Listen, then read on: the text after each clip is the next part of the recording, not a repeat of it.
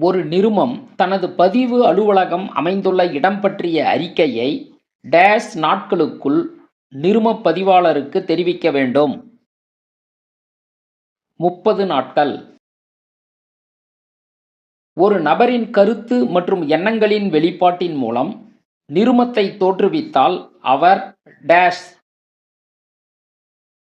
தோற்றுவிப்பாளர். கீழ்க்கண்ட பங்குகளில் எது முந்தைய பங்குதாரர்களின் துணை கொண்டு தனது நிறுமத்தின் முதலை உயர்த்த வெளியிடும் பங்கு? உரிமை பங்குகள்.